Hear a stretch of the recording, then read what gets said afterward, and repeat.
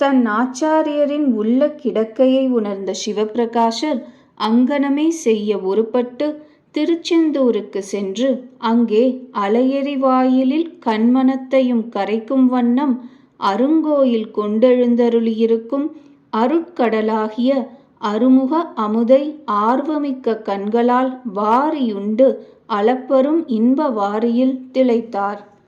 அங்கே சிவப்பிரகாசரை சூழ மாணவர் இருத்தலாலும் அவர்தம் கைகளில் ஏடுகள் பொருந்தியிருத்தலாலும் மற்றுமுள்ள சில அடையாளங்களாலும் அவரை புலவரென அறிந்த பழி தூற்றும் புலவர் சிவப்பிரகாசர் வெள்ளியம்பலவான அடிகளிடத்தே பாடம் கேட்டவர் என தெரிந்து கொண்டு திருக்கோயிலை விட்டு வெளிப்போந்த அவர் முன்னிலையில் வெள்ளியம்பலவாணரை தூற்றுவான் புகுந்தார். அதனை செவியிற் பழுக்க காய்ச்சிய நாராசம் போல கொண்ட சிவப்பிரகாசர் அவர் இழிதரு செயலை கண்டித்து வெறுத்துரைக்க புலவர் ஒரு புதிய வகையால் சிவப்பிரகாசரை புறங்காண விழைந்து, அரும்பெரும் புலவீர், நாம் இருவரும் நீரோட்டக யமகம் பாடுவோம்.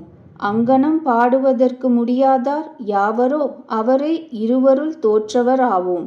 அங்கனம் தோற்றவர் வென்றவருக்கு அடிமையாதல் வேண்டும் என சூளுறவு கூறினர். அதை கேட்ட சிவப்பிரகாசர், நன்று நன்று, நமது எண்ணம் நிறைவேறுவதற்கு இதுவே சிறந்த வாயில். இவர் தாமே வலையில் அகப்பட்டு கொண்டார் என்று வகை கூர்ந்து அவர் சூளுறவிற்கிணங்கி உடனே அத்தெய்வ திருநகரை சுட்டி நிரோட்டக யமக அந்தாதி தொடையாக 30 கட்டளை கலித்துறைகளை பாடினார். அவற்றுள் ஒரு செய்யுளை அடியிலே காண்க. தினகரநந்த நனியிலங்கா நின்ற செய்யனச்செந் தினகரநந்த நிதியாயினடர் சீரியிலேன் தினகரநந்த கனைசெற்ற தாளர் திகழ்கனகா தினகரநந்த நடனர் தனையனேன் சிந்தையனே. அவ்வழுக்காற்று புலவருக்கோ ஒரு பாட்டு கூட ஓடவில்லை. மருந்துக்கும் ஒரு பாவும் உதடுபடாமல் யமகமாக பாட முடியாது போன வாய்மத புலவர் வெட்கி தமது சிறுமையினை உணர்ந்து சிவப்பிரகாசரை தொழுது தாம் அடிமையாயினமையினை எடுத்துரைத்தனர். சிவப்பிரகாசர் அவரை ஆதீனத்திற்கு அழைத்து வந்து வெள்ளி அம்பலவான சுவாமிகளுக்கு அகம்படிமை தொழில் பூணச் செய்தனர். புலவரும் அடங்கி ஒடுங்கி அம்பலவாணர் பெருமையை உணர்ந்து இனிது வாழ்ந்து வந்தனர்.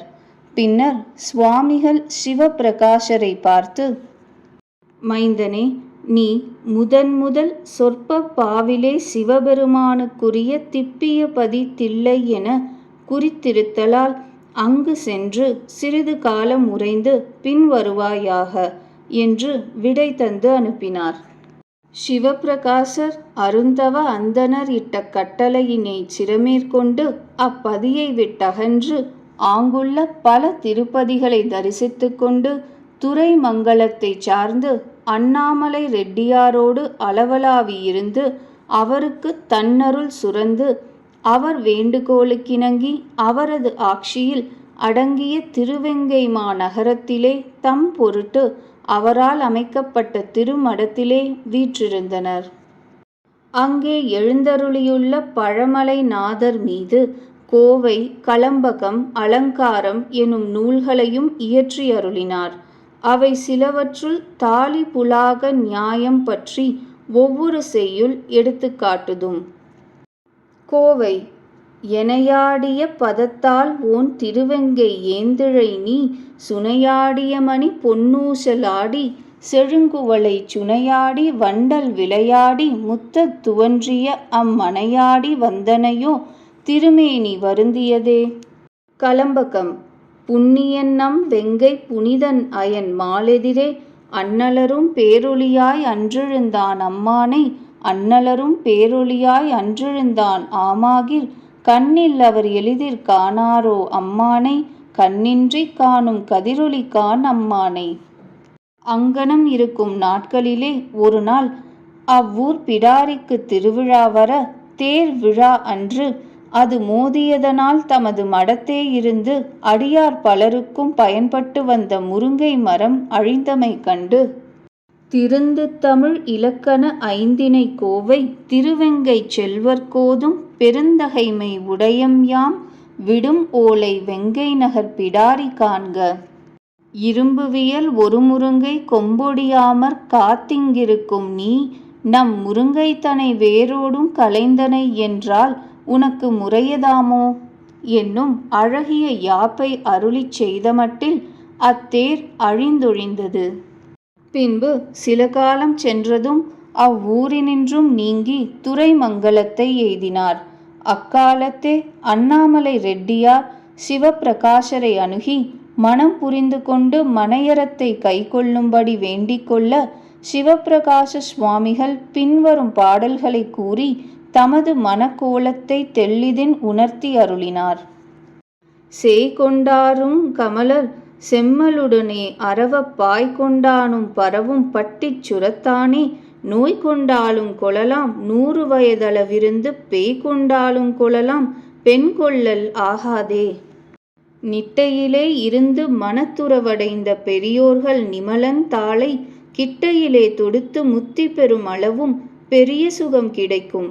காம வெட்டையிலே மதிமயங்கும் சிறுவருக்கு மனம் பேசி விரும்பித் தாலி கட்டையிலே தொடுத்து நடுக்கட்டையிலே கிடத்து மட்டும் கவலைதானே.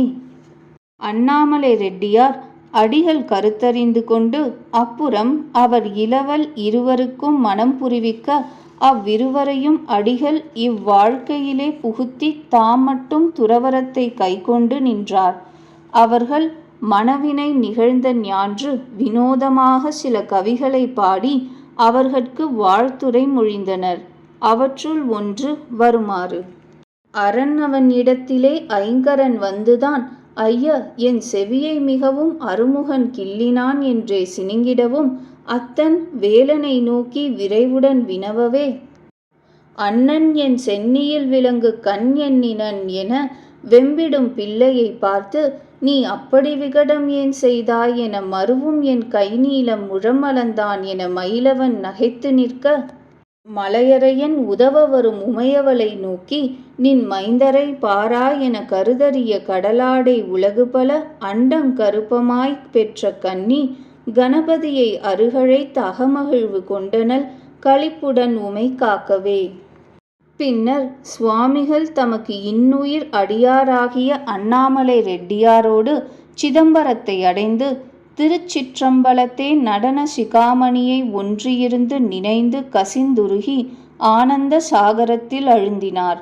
அப்பால் அவ்வரும் பதிக்கண் திருமடம் ஒன்று சமர்ப்பித்து கொண்டு அதன்கண் எழுந்தருளிச் சமய குரவர் 4 அருட்பெருஞ்செல்வத்தை உண்ணி உண்ணி உள்ளம் குழைந்து நான்மணி மாலை எனும் இனிய பக்தி ரசம் பொங்கி வழியும் நூலை அருளிச் செய்தார். அப்பாட்டுக்கள் ஒவ்வொன்றும் ஒவ்வொரு மணி போல திகழும். அவற்றுள் வடமொழி மறைக்கும் தமிழ் மறைக்கும் பேதங்காட்டியுள்ள அனுபவ பாடல் என்பை உருக்கி இன்பை பெருக்குவது. விலங்கிழை பகிர்ந்த மெய்யுடை முக்கட்காரணன் உரையெனும் ஆரண மொழியோ ஆதிசீர் பரவும் வாதவீர் அண்ணல் மலர்வாய் பிறந்த வாசகத் தேனோ யாதோ சிறந்த தென்குவிராயின் வேதம் ஓதின் விழிநீர் பெருக்கி நெஞ்சம் நெக்குருகி நிற்பவர் காண்கிலேன் திருவாசகம் இங்கொரு கால் ஓதில் கருங்கண் மனமும் கரைந்து கண்கள் தொடுமணர் கேணியிற் சுரந்து நீர் பாய மெய்மயிர் பொடிப்ப விதிர்விதிர் பெய்தி அன்பராகுனர் அன்றி மன்பதை உலகின் மற்றையர் இலரே.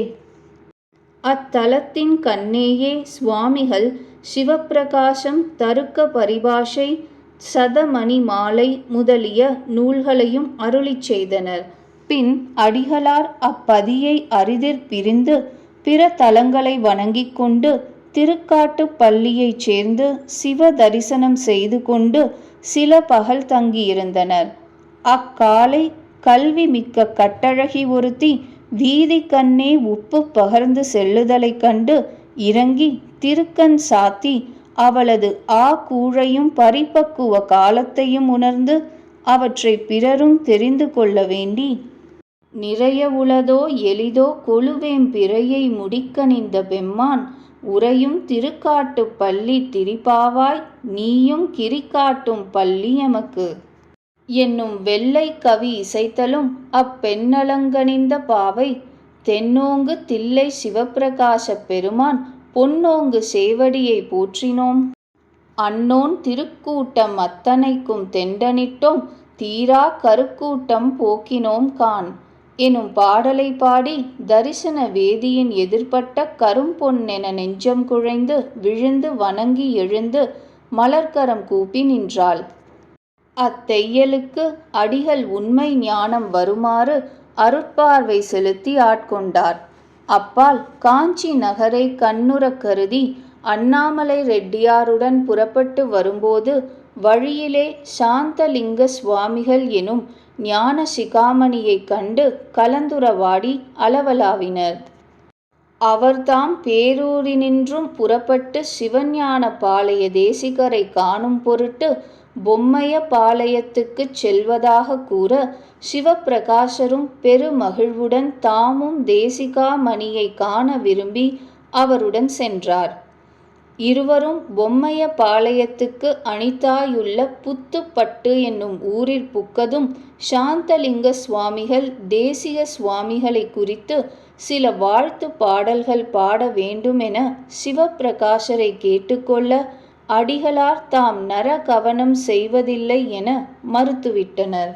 இருவரும் அன்றிரவு ஐயனார் கோவிலின் புறம்பில் துயில் கொண்டனர். அப்பொழுது சிவப்பிரகாசர் முருகப்பெருமானார் மயிலேறி தம்பால் எழுந்தருளி ஒரு பாத்திரத்திலே விடு மலர்களை வைத்து அவற்றை தொடுத்து தமக்கு சாத்தும்படி கூறி அருளியதாக கனவு கண்டதனை சாந்தலிங்கருக்கு அறிவித்தனர். அவர் சிவஞான பாளைய தேசிகர் செவ்வேலிடத்துச் சிறந்த தலையன்புடையவர் ஆதலின் அவனே தன் அடியவர் அன்பின் திறத்தை புலப்படுத்த திருவுளங்கொண்டு இங்கனம் அருள் செய்தானாகற் பாலது இஃது என்று உரைத்தனர். அப்பொழுது சிவப்பிரகாசர் அவர் மீது தாலாட்டு நெஞ்சுவிடு தூது எனும் நூல்களை பாடி சாந்தலிங்கரை மகிழ்வித்து ஞான தேசிகரை கண்டனர். அவர் திருமுன்னர் 2 நூல்களையும் அரங்கேற்றி அடியவர் எல்லாருக்கும் இன்பவமுதை ஈந்தனர். பின் அவ்வாசிரியருடைய அருமை பெருமைகளை அறிந்து அவருக்கு அடியவர் ஆனார். அப்பெரியோர் பணித்த வண்ணம் தம் இனிய தங்கையாராகிய அறிவும் அழகும் மிக்க ஞானாம்பிகை என்னும் மாதரசியை சாந்தலிங்க சுவாமிகட்கு மனம் புரிவித்து அவருடன் அனுப்பிவிட்டு தம்மை நிழல் போல விட்டு பிரியாதிருக்கும் அண்ணாமலை ரெட்டியாரை துறைமங்கலத்துக்கு வற்புறுத்திச் செலுத்தி தாம் ஒருவர் மட்டும் ஞான தேசிகரை தொழுது கொண்டு பல வைகள் வதிந்தனர்.